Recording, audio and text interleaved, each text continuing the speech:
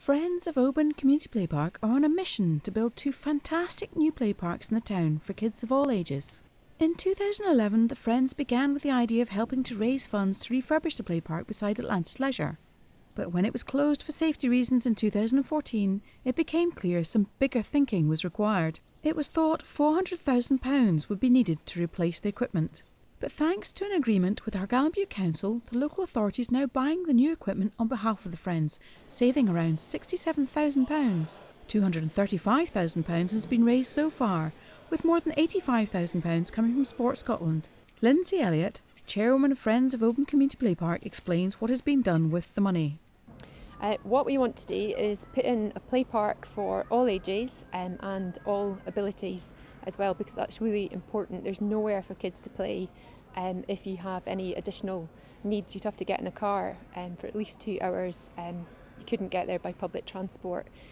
So what we're hoping to achieve is a play park for tinies all the way through to 15 years old plus. The 5 to 15-year-old play park will have a massive pirate ship in it with a 6-metre high climbing tower. There'll be cargo washed up on rocks. All of this is bespoke to Oban. It's not going to be anywhere else in the country. So it's a fantastic area. It's got all-inclusive slides and swings and all sorts of cool stuff. So that's the big kids area. It's going to be finished off with a special surface that makes it easy to take a wheelchair around or a buggy. And if you fall, it's absolutely fine to fall in that. And it will cope with the west coast of Scotland weather.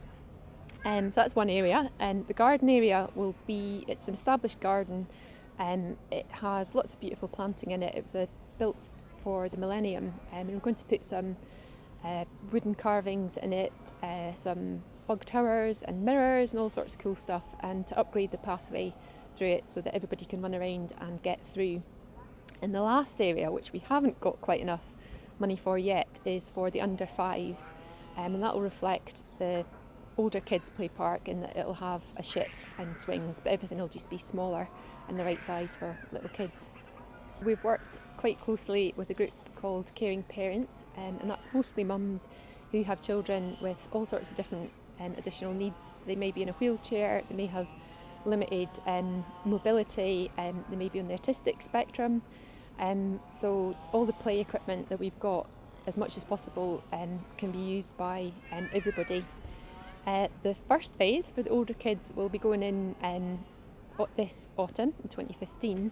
The garden area, we're just putting the contract out to tender just now, so hopefully that'll be done by winter this year, and we're continuing our fundraising for the younger kids area. So if we get that in 2016, we'll be doing incredibly well.